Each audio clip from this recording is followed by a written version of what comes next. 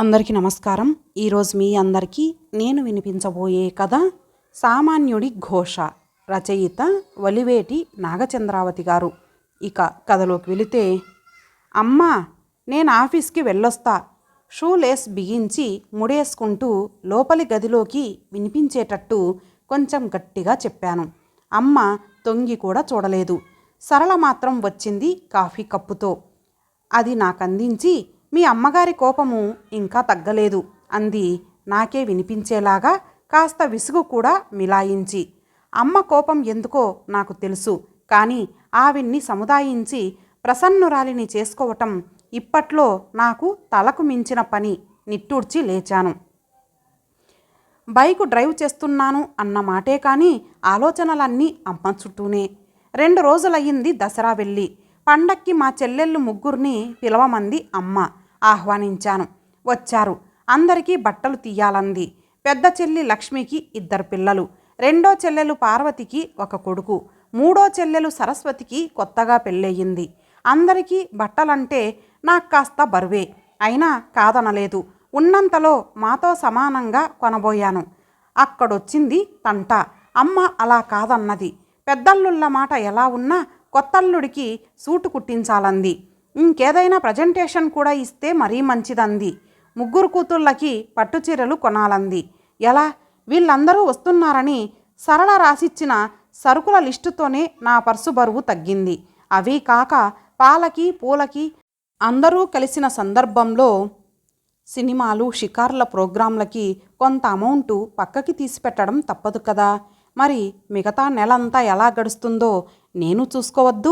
అర్థం చేసుకోమ్మా అని అమ్మని అర్థించాను. అమ్మ మొహం ముడుచుకుంది. పండగకొచ్చిన చెల్లెళ్ళు వెళ్ళిపోయినా ఆ ముడతలు విడలేదు. అమ్మ నా దగ్గరకొచ్చి 5-6 నెలలే అయ్యింది. అప్పటి వరకు మా సొంత ఊర్లోనే ఉండేది. 4 ఎకరాల మాగాని, 4 గేదెల పాడి, 1 ఆవు, దిట్టమైన పెంకుటిల్లు ఉండేవి మాకొకప్పుడు అక్కడ. పెద్ద చెల్లికి నాన్న ఉండగానే పెళ్లి చేశారు. గొప్ప సంబంధం అంటూ 2 ఎకరాలు అమ్మి. రెండో చెల్లి పార్వతిది ప్రేమ వివాహం. మా ఊరే. స్కూలు టీచర్ అతను. తాడు బొంగరం లేనివాడికి పిల్లనివ్వనంటూ అమ్మ భీష్మించుకుంది. చెల్లాయికి అంతే పట్టుదల.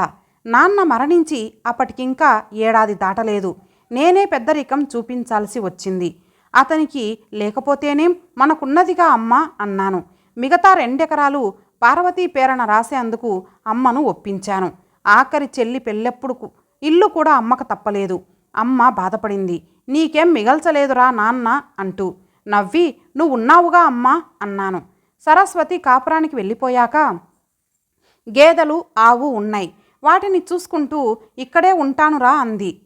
పట్నవాసం సోకు అంటని ఆ పల్లెటూరిని పూల మీద నుంచి పైరు మీద నుంచి అలలుగా వచ్చి ఒంటిని మెత్తగా తడిమే ఆ పరిమళాల పిల్ల తెమ్మరలని వదల్లేక బలవంతాన తీసుకువచ్చేశాను మా దగ్గరికి. వచ్చిందన్న మాటే కానీ అమ్మ ఈ సిటీ వాతావరణంలో ఇమడలేకపోతోంది. ఇక్కడి అలవాట్లకి పద్ధతులకి అలవాటు పడలేకపోతోంది. తూర్పు తెల్లబడకుండా ఇంటి ముంగిట్లో ముగ్గేసుకోవాలి. జాము పొద్దెక్కాకన చీపురు పట్టుకు వస్తావు అని గద్దించిందట సరోజినిని. మా అపార్ట్మెంట్స్ అన్నిటికీ ఆ మహారాణే కేర్టేకర్. ఆవిడ ఏం చేసినా ఎలా చేసినా ఊరుకోవాల్సిందే. ఇన్నాళ్ళకి ఆమె గారిని నిలదీసే మనిషి అయ్యింది మా అమ్మ. ఫలానా టైంకే రావాలి అనే రూలు పెడితే నాకు కుదరదమ్మా, నిమిషాల ప్రకారం పనిచేసే వాళ్ళనే చూసుకోండి మండిపడిపోతూ తేల్చేసిందట అది. సరళ గోల పెట్టింది నా దగ్గర రహస్యంగా. ఇదివరలో 2-3 రోజులుండి వెళ్ళిపోయేది అమ్మ. ఇలాంటివి రిమార్కు చేసేది కాదు. బహుశా పర్మనెంట్ మెంబర్ అయిన దగ్గర నుంచే ఇవన్నీ దృష్టిలో పడుతున్నట్లున్నాయి. ఉండటానికి ఇన్ని వాటాలున్నాయి. అంతా తలుపులు బిడాయించుకొని లోపలే మగ్గిపోతారు కానీ ఒక్కరూ బయటికొచ్చి మాటామంతి ఆడుకోరేం అంటుంది. ఒక్కో ప్లాటు ఒక్కో వాటా అమ్మ దృష్టికి. అవును, ఇది అపార్ట్మెంటు సంస్కృతి. తలుపులు తెరుచుకొని ఉంచుకోరు, గలగల మాట్లాడరు. అది నాగరికం కాదు. అమ్మకదే అర్థం కాదు. ఏం ఊర్రా ఇది? వల్లకాడు. పొద్దున్నే గుడికెళ్ళి దండం పెట్టుకు వద్దామంటే లిఫ్టులో 4 అంతస్తులు దిగాలి. 100 నోటు ఆటోవాడికి సమర్పించుకొని గంటంబావు ప్రయాణం చేసి 1.5 మైళ్ళు దూరం పోవాలి. ఆ ప్రయాస తలచుకుంటే ఇంటి దగ్గరే దైవ దర్శనం అయిపోతోంది నాకు అంటోంది. మొన్న శనివారం రోజు. పిచ్చి అమ్మ, 4 బారలున్న మా పల్లెటూరా ఇది? వీధి చివర రామాలయం, చెరువు గట్టున వెంకన్న గుడి ఉండటానికి ఇది నగరం. అయిష్టంగా ఉన్నా ఇలాంటి ఇబ్బందులు ఇక్కట్లు తప్పవమ్మా అని అమ్మ నొచ్చుకోకుండా చెప్పడం చేత కావట్లేదు నాకు. సరే, బయట విషయాల మాట అటుంచితే ఇంట్లో కూడా అమ్మకి నచ్చనివి ఎన్నో. నేను బెడ్ కాఫీ తాగటం నచ్చదు. రాత్రిళ్ళు సరళ నైటీ వేసుకోవటం నచ్చదు. మా పింకీ జుట్టు బాబ్ చేయించుకొని టైట్స్ వేసుకోవటం నచ్చదు. మా బాబీ ఇంట్లో ఉన్నంతసేపు చెవుల్లో స్పీకర్లు పెట్టుకొని ఊగుతుండటం నచ్చదు. కాలంతో పాటు మారాలి. ఇలాంటివన్నీ సాధారణమమ్మ అని చెప్పి ఒప్పించగలను అన్న నమ్మకం నాకు లేదు. ఆవిడకు నచ్చనివన్నీ మార్చగల సాహసమూ లేదు నాకు. ముఖ్యంగా నా ఆర్థిక స్థితి అత్యవసరలా ఉన్నదంటే అపనమ్మకం అమ్మకి. దగ్గర 80,000 తెచ్చుకుంటున్నానంటున్నావు. ఇంటికొచ్చిన ఆడపడుచుకి 10,000 పెట్టి పట్టుచీర కొనిపెట్టలేవా అన్నది అమ్మ వాదన. అమ్మ అనుమానం తీర్చాలంటే ఒకటే దారి. ఈ నెల శాలరీ తెచ్చి అమ్మ చేతుల్లో పెట్టడమే నిర్ణయానికి వచ్చేశాను. ఆఫీసు దగ్గర పడింది. నాకెందుకురా ఈ బెడద? ఇప్పటిదాకా ఈ లెక్కలు డొక్కలు చూసి చూసి విసిగిపోయాను అంది అమ్మ. కానీ లోపల అధికారం తన చేతికి అందినందుకు సంతోషించి ఉంటుందనే నా నమ్మకం. సరళ మొహం చిన్నబుచ్చుకున్నట్టున్నా బయటపడలేదు. మర్నాటి నుంచి పరమోత్సాహంగా తనకి అప్పగించిన బాధ్యతల్ని నిర్వహించేటందుకు నడుం బిగించింది అమ్మ. సరళనడిగి ఫస్ట్ రాగానే ఇవ్వవలసిన వాళ్ళ లిస్టు తయారు చేసింది. రెంటు, కరెంటు, మెయింటెనెన్సు, పని మనిషి, నెట్టు, కేబులు, పిల్లల ప్యాకెట్ మనీ, టర్ము ఫీజులు, పాలు, పేపరు ఇలాంటి వాళ్ళకి డబ్బు లెక్క చూసి ఇచ్చేసింది. చూడు ఇంకా ఎంత డబ్బు మిగిలిందో. పద్దు పుస్తకంతో నా దగ్గరకు వచ్చింది అమ్మ మొహం విప్పార్చుకొని. అప్పుడే అయ్యిందా? ఇంకా నెలకు సరిపడా సరుకులు తెప్పించాలి. కూరలు, గ్యాసు, మినరల్ వాటరు, నెలంతా పై ఖర్చులు ఎన్నున్నాయి? దీర్ఘం తీసింది సరళ. నా స్కూటీ పెట్రోల్కి అంది పింకీ. నాకు కూడా బావి తోడొచ్చాడు. నాకును నన్ను దృష్టిలో ఉంచుకుంటుందో లేదో నా భయం నాది. అందరికీ అన్నిటికీ ఇస్తాను, అయినా మిగులుస్తాను చూడండి ధీమాగా అంది. చూడు సరళ, ఈ నెల 2 నూనె ప్యాకెట్లు ఎక్కువ తెప్పించు. అలాగే నెయ్యి కూడా ఒక 1/2 కిలో స్వీటు హాటు చేసి డబ్బాలో పోస్తాను. 4 రోజులు పిల్లలు నములుతారు. ఏమిటో 30 రోజులకంటూ లెక్కేసుకొని బొటాబోటీగా తెచ్చుకోవటం, కొలతల ప్రకారం తినటం. నాకు మీ తరహా వింతగా ఉంటోంది స్మీ అంది అమ్మ. ఇది కోడలి మీద విసురు. సరళ పొదుపు అమ్మకసలు గిట్టదు. అందరూ వచ్చినప్పుడు అన్నానికి నెల్లూరు మొలకొలుకులు తెప్పించలేదని, పాలు 20 రూపాయల ప్యాకెట్లు తెప్పించిందని, చక్కెర పొంగలిలో నెయ్యి శాతం తగ్గించిందని కినుక. తనలాగా బడ్జెట్ ప్రకారం ఖర్చు పెట్టకపోతే వచ్చే కష్టనష్టాలేమిటో పెదవి విప్పి చెప్పలేదు సరళ. కిమ్మనకుండా ఊరుకుంది. ఏది ఏమైతేనేం డైటింగ్లు నియమాలు పక్కన పెట్టేసి అమ్మ చేసినవన్నీ హాయిగా సుష్టుగా లొట్టలేసుకుంటూ ఆరగించేశాము అందరం. మా పని మనిషిని కూడా ఉత్త చేతులతో వెళ్ళనీయలేదు అమ్మ ఏ రోజు. పాలకి కిరాణాకి ఈ నెల రెట్టింపు ఖర్చు అయ్యింది. సరళ ఒకసారి గొనిగినా పట్టించుకోలేదు ఎవ్వరం. పిల్లలకి ఆట విడుపుగా ఉంటుందని అమ్మ అంటే ఓసారి సినిమాకి, ఓసారి పిక్నిక్కి కూడా జాలీగా వెళ్ళొచ్చాం. అంతా ధూమ్ ధామ్గా ఖర్చు చేసినా నెల చివరన మిగిలాయంటూ ఓ 2,000 నా చేతికిచ్చింది అమ్మ. శుభం. ఇదేమిటి ఇంత తగ్గిందేం అడిగింది అమ్మ మరుసటి నెల జీతం అందిస్తున్నప్పుడు. అదే చెప్పబోతున్నానమ్మా. మొన్న పండక్కి చెల్లాయిలందరూ వస్తున్నారని ఫెస్టివల్ అడ్వాన్స్ తీసుకున్నా. అంతకుముందు సరస్వతి పెళ్ళికి చేతి ఖర్చులకి కావాలన్నావని ఆఫీస్లో లోన్ పెట్టి నీకు తీసుకొచ్చి ఇచ్చాను 50,000. అది ఇంకా తీరలేదు. ఆ రెంటికి వాయిదాలు జీతంలో కట్ అయిపోతే మిగిలింది ఇదే. ఈ 2 నెలల బట్టి ఖర్చులకి చాలదేమోనని లోన్కి కట్టకుండా ఆపాను. ఇంకెంత 4 నెలలంతే తీరిపోతుంది. అమ్మకి అర్థమయ్యేటట్టుగా సంజాయిషి ఇచ్చాను. అమ్మ కాస్త నిరుత్సాహపడ్డట్టే ఉంది. పర్వాలేదు సరిపోతుందిలే అన్నదే కానీ ఆ తర్వాత ఎలా సరిపెట్టాలా? సరిపెట్టడానికి ఆ డబ్బు వాడకాన్ని ఎన్ని విధాలా కట్టడి చేసిందో. పాలు నెయ్యి కొలతలు యథాప్రకారానికి వచ్చేసినాయి. ఇంకాస్త తగ్గినాయేమో కూడా. ఇప్పటి వరకు నిండుగా కలకలలాడిన ఫ్రిడ్జు వెలితిగా బిక్కమొహం వేసినట్టు ఉంటోంది. నిండా నూనె దీపాలతో పూల తోరణాలతో వెలిగిపోయే దేవుడి గది కూడా ఎకానమీ నేర్చుకుంది. అలవాటు పడ్డ ప్రాణాలు కదూ. పిల్లలు డబ్బాలు వెతుక్కుంటూ ఉంటే చూడలేకగావును మరమరాలు వేయించి డబ్బాలో పోసిందట. నానేసిన శనగలో పెసలో సాతాలించి పెడుతూ కొవ్వు పట్టకుండా శరీరానికి అవి ఎంత మంచివో ఆరోగ్య పాఠాలు చెబుతోందట. మరీ అంత ప్యాకెట్ మనీనా అని కోప్పడి 200 తక్కువ ఇచ్చిందట బాబీకి. వాడు నా దగ్గరకొచ్చి ఒకటే గునుపు. చచ్చి చెడి చేయంగల విన్నపాలని ఎలాగైతేనేం నెల చివరికొచ్చింది. ఇంక 4 రోజులే తనలో తాను తెరిపిన పడ్డట్టు అనుకుంటోంది అమ్మ.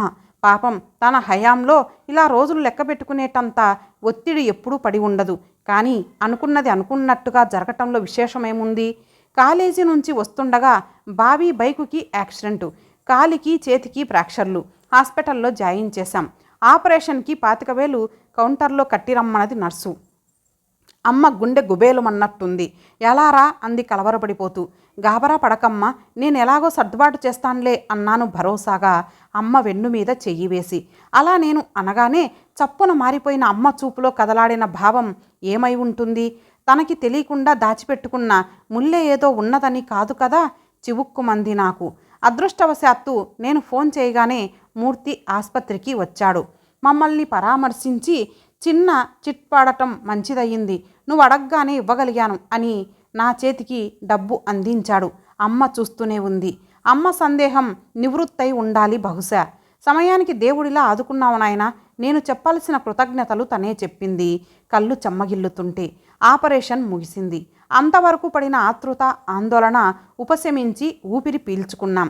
స్థిమితంగా ఆసుపత్రి క్యాంటీన్లో కాఫీ తాగుతున్నప్పుడు మీ స్నేహితుడికి ఈ చేబదులు ఒక్క మాటగా తీర్చక్కర్లేదుగా అని అడిగింది మా ఆర్థిక మంత్రి. అమ్మకేసి సాలోచనగా చూశాను. అతను నాబోటివాడేనమ్మా. 70-80 వేలు తెచ్చుకుంటున్నామని పేరు. కానీ కటింగులు పోను చేతికొచ్చేది ఎంతని? నువ్వు చెబుతూ ఉంటావే ఎంత చెట్టుకంత గాలని. ఈ సిటీ జీవితము ఎంత ఖరీదైనదో చూస్తూనే ఉన్నావుగా. రోజు రోజుకి నిచ్చెనెక్కుతున్న ధరలు, ఎదిగే పిల్లలతో పాటు పెరుగుతున్న ఖర్చులు, వీటికి తోడు సౌఖ్యాలకి అలవాటు పడినందుకో సాటి వారితో సమానంగా ఉండాలనే తాపత్రయంతోనో కష్టంగా ఉన్నా తప్పించుకోలేని ఖర్చులు కొన్ని. వీటితో నెల చివరకు రాకుండానే 1 తారీఖు కోసం ఎదురుచూపులు. అది మా పరిస్థితి. మరిక ఎంత ప్రాణ స్నేహితుడికైనా చేబదులు ఇవ్వగల తాహతు సాధ్యమా చెప్పు? పాపం ఏ ముఖ్యమైన అవసరం తీర్చుకోవటానికో ఏడాది పాటు నెల నెలా జమ చేసుకుంటున్నాడతను. నేను అలా కొద్ది కొద్దిగా ఎప్పటికో తీర్చుతానంటే ఉపకారం చేసి ఇబ్బందిలో పడినట్టవదు. తొందరగానే తీర్చేయాలతనికి, తప్పదు. దీర్ఘంగా నిర్వికారంగా వివరించాను అమ్మకి. కానీ ఒక్కమాటుగా తీర్చటం అంటే మాటలా? అమ్మ కలవరపడటం తెలుస్తూనే ఉంది. ఏం చేయాలో నేను ఆలోచించాలే అమ్మా. ఈ నెలలో ఇంకో 25,000 ఇన్సూరెన్స్ కూడా కట్టాల్సి ఉంది. మా ఆఫీస్లోనే ఫైనాన్స్ చేసేవాళ్ళు ఉన్నారులే, మొత్తంగా వాళ్ళ దగ్గర తీసుకుంటాను. ఇంట్రెస్ట్ కాస్త ఎక్కువేననుకో, తప్పదు అన్నాను. వడ్డీకా? తుల్లిపడింది అమ్మ. ప్రతిదానికి ఎందుకమ్మా అంత హడలిపోతావు? అవును, వడ్డీకే. ఏమవుతుంది? 2 నెలల్లో ఆఫీసులో పాత లోన్లు తీరిపోతాయి. మళ్ళీ లోన్ తీసుకొని ఇక్కడ కట్టేస్తాను అంతే. కాకపోతే అప్పటి వరకు ఇంటి ఖర్చులు అదుపులో ఉంచుకోవాలంతే. నీరసం వచ్చేసినట్టుగా ఉంది అమ్మకి. కెరటాల్లా ఒకటి తర్వాత ఒకటిగా అనుకోని ఖర్చులు వచ్చి పడుతూనే ఉన్నాయిగా. అవి ఆగేదెప్పుడు? నువ్వు ఊపిరి పీల్చుకునేదెప్పుడు? దిగులుగా అంది అమ్మ. ఓ అర్థం లేని నవ్వు నవ్వాను నేను. అమ్మ, జీతమిదిగో అన్నాను కవర్ అందించబోతూ. వద్దురా అంది అమ్మ. ఓపలేని బరువిది, అర్భకురాల్ని, నేను మోయలేను. ఆటుపోట్లకి తల వంచి తల ఎత్తే సమర్థత మీదే. తెలివి తక్కువగా మిమ్మల్నేమైనా అని ఉంటే మనసులో పెట్టుకోకండిరా అంది అమ్మ మా ఇద్దరినీ చూస్తూ మొహమాటంగా. అలా మాట్లాడవద్దన్నట్టుగా అమ్మ నోటికి చెయ్యి అడ్డు పెట్టాను. ఇది జరిగిన 2 నెలలకి అర్ధరాత్రి వేళ దాహమైతే లేచి ఫ్రిడ్జ్ దగ్గరికి వెళ్ళబోతూ ఆగాను. దేవుడి గది ముందర సన్నని వెలుతురులో గోడకి ఆనుకొని ఏడుస్తోంది అమ్మ. ప్రాణం నీరైపోతుంటే వెళ్ళి అమ్మ పక్కన చతికిలబడి భుజం మీద చెయ్యి వేశాను. ఏమైందమ్మా? నల్ల మబ్బుకి చల్లగాలి మెల్లగా సోకింది. కన్నీళ్లు పడి తడిసిన అమ్మ చెక్కిళ్ళ ముడతలు దీపం వెలుతురులో దీనంగా మెరిశాయి. పార్వతి ఏడుస్తోందిరా. పార్వత అన్నాను అయోమయంగా. మధ్యాహ్నం ఫోన్ చేసిందట పార్వతి. పిల్లవాడికి గుండెలో రంధ్రముందన్నారట డాక్టర్లు. లక్షల్లో ఖర్చు. అంత డబ్బు కూర్చలేకపోతున్నానమ్మా అని ఏడ్చిందిరా. వెక్కుతోంది అమ్మ. కాసేపు మాటలు రానట్టుండిపోయాను. ఇప్పటిదాకా నాకెందుకు చెప్పలేదు? నేనంత దూరం అనిపించానా అమ్మా అన్నాను బాధగా. అమ్మ మాట్లాడలేదు. తల వాల్చుకుంది. నా మీద కోపమా? అమ్మకి మరింత దగ్గరగా జరిగాను. పట్టుచీరంటే కొననన్నాను కానీ తోబుట్టువుని ఆపదలో ఆదుకోనంత స్వార్థపరుణ్ణనుకున్నావా అమ్మా? ఊహు, అసలే అప్పుల్లో ఉన్నావు. ఎలా సాయపడగలవని తల తాకట్టు పెడతాను. ఇక దాని గురించి మర్చిపో. రేపే పార్వతి దగ్గరికి వెళ్తాను, సరేనా అన్నాను. అమ్మ మొహంలో నా మీద పూర్ణ విశ్వాసం తొణికిసలాడింది. కళ్ళల్లో నీళ్లు తలతల్లాడుతుండగా నా తలను హృదయపూర్వకంగా గుండెకు హత్తుకుంది. ఇంత గొప్ప సంపద నాకుండగా నాకింకేం కావాలి? ఏ రుణాలు నన్ను బాధించగలవు? పులకించిపోతూ అనుకున్నాను. ఇంతటితో ఈ కథ సమాప్తం. మరలా మరొక మంచి కథతో కలుద్దాం. అంతవరకు సెలవు. నమస్తే.